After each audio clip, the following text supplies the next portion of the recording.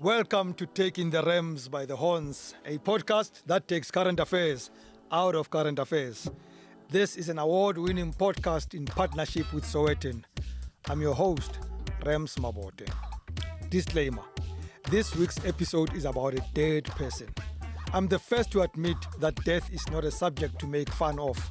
As a result, this episode is going to be very short, but hopefully not somber. Before we get to the heart of the matter, if you haven't subscribed yet, please take this moment to do so. Click on the subscribe prompt below and join the other 15 people who've been brave enough to follow this content. Great American actor Chuck Norris is dead. May his soul rest in peace. That is, of course, if he is really dead. Knowing him, he could very well be doing this as a decoy. In that case, may decoy rest in peace. But to save God time, Chuck flew to heaven himself, met the angels halfway, especially considering that thanks to Donald Trump's war on Iran, jet fuel prices have gone crazy. Chuck Norris actually died 20 years ago. But Chuck being Chuck, death had to wait. He had many other things to worry about. When Denis Ngwesu won yet another election in Congo-Brazzaville, Chuck knew his replacement had arrived.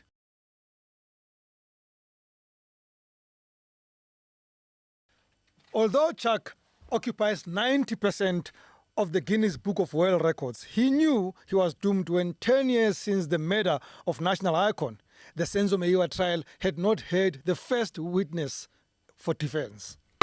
Because I can put it to you that,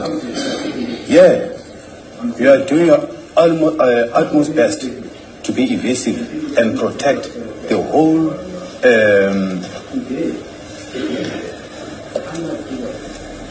What is the best way, Your Lordship? I want to say the fucked up situation.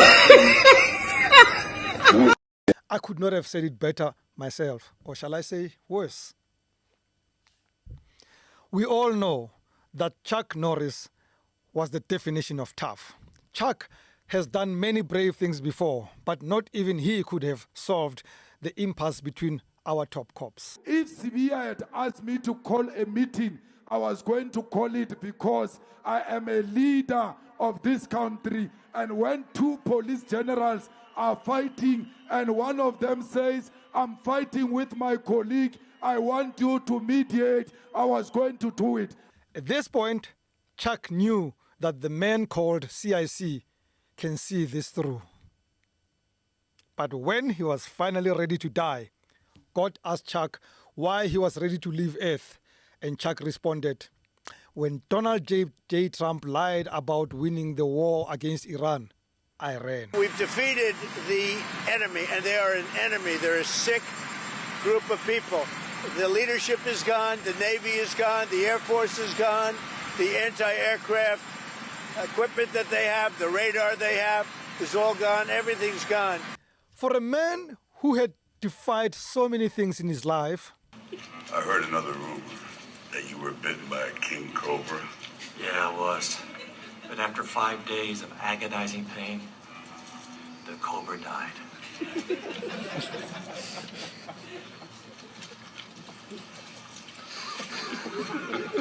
Chuck knew his time was up when he looked down south and realized that in South Africa there were many other events that made him look like a joke. In a manner of speaking, South Africa is where Chuck met his death. The events here were hard to handle for a strong man.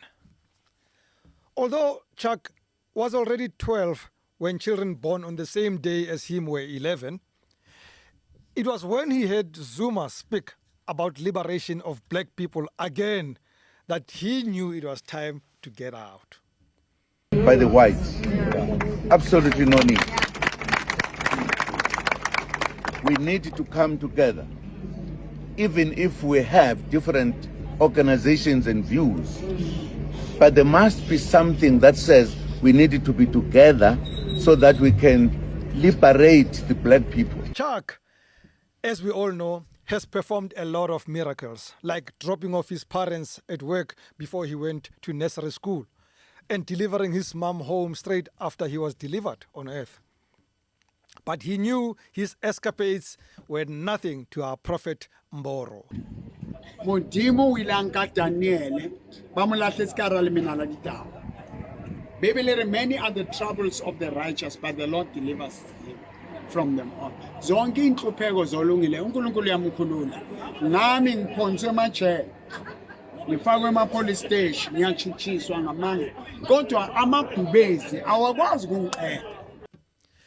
In another instance, after Gayton Mackenzie gained his seat in parliament by instigating for foreigners to be raid off. They are gonna go home. Halagan huis toe gaan. Abahambe. We don't want illegal foreigners here. Where the PA, after we've been sworn in, I'm going straight to Rahima Musa Hospital, where we're going to switch off the oxygen of illegal foreigners. No message could have been clearer for Chuck. The signs were there. Chuck had to leave planet Earth. Little did he know that the same Mackenzie would bid for live golf of majority foreigners to be hosted on our shores. I guess it was a case of mabahambe kodwa not bonke, but anyone who has followed Chuck Norris for the last 5 centuries or so will know that the Lone Ranger hero is nothing if not thick-skinned. Very few things fluster him. But even for Chuck, his final straw came when he was called to be interviewed by Clement Manyatela to account for all his alleged prowess. Chuck wouldn't face the nation. He said, "I'd rather die," no pun intended. The SABC fired Clement as a result. Another confirmation of the end of Chuck's time on earth was when he couldn't stop the bus President Cyril Ramaphosa through former police minister Senzo Mchunu under. In other news, our man who thought he had seen it all, Chuck, was astounded at how many South African police officers have performed the BBL and are happy to turn the other cheek. For you. If the chair can allow me before I respond, I actually want to stand up. People have been dying to see this BBL. They were expecting Tebogo Tobejane, Faith Nketsi. And I must say, Chair, I've actually had more guys approaching me now over the phone to say, can we go out? So I think everybody wants to test drive. I wouldn't mind standing. I wouldn't. That has become a national asset, so it must be seen before I respond to the question. I'm not sure if you see it, it's there, but I don't see it. Thank you very much. What a bummer. Truth is, Chuck Norris could live forever. But his hardest nail heartbeat came to a stop when Sergeant Fanny Nkosi told the Mazanga Commission that he sent confidential information to rogue characters to showcase the good work of the police. In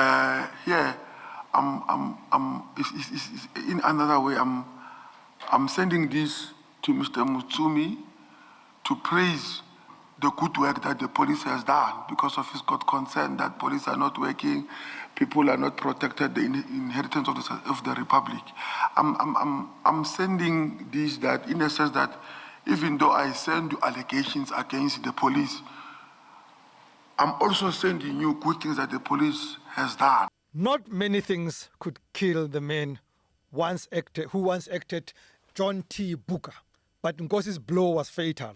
Chuck went to heaven and told God he's tired of these shenanigans before he rushed back quickly to earth for his timely death. While it is fact that Chuck Norris once ordered a Big Mac at a Burger King, it was when he saw a lowly policeman like one Richard Shibiri wearing a Rolex watch that Chuck knew he had met his match.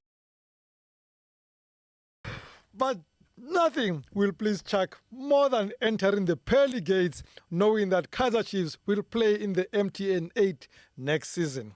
he had lived many years and defeated many villains, while the once mighty Amakosi were living as plebs in the bottom half of the PSL.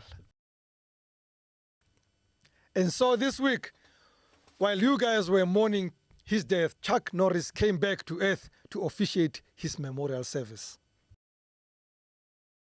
In that obituary, he said, and I quote, "After seeing General Mkhwanazi, I knew that on my personal advice, God finally found my replacement." Well, there was, at the time, I made a statement of peace between a police officer and a criminal, not necessarily saying Sbia per se.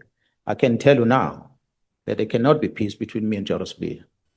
But in quintessential Chuck way, just before he left for the world up yonder, he delivered the final Madlanga Commission report. But when Ramaphosa told him that he had extended the deadline to August, Chuck died of a heart attack. No one defies Chuck. The reason Chuck Norris is not buried yet is because he is suing God for negligence, claiming the entire Earth population should have died before him. This is on top of the fact that he has not forgiven God for allowing a snake to convince Eve to take a bite on the forbidden fruit. Only Chuck should do the forbidden. While we wait the outcome of the lawsuit, whether it will be delivered by Chuck Norris or the man he created, otherwise known as God, it is befitting to say, rest in peace, Chuck. The world is poorer without you. See you when you return, which I suspect will be before the second coming of Christ. Thank you for watching this episode of Taking the Rams by the Horns. From me, Rams Mabote, goodbye and God bless. Please subscribe and comment and share as a belief.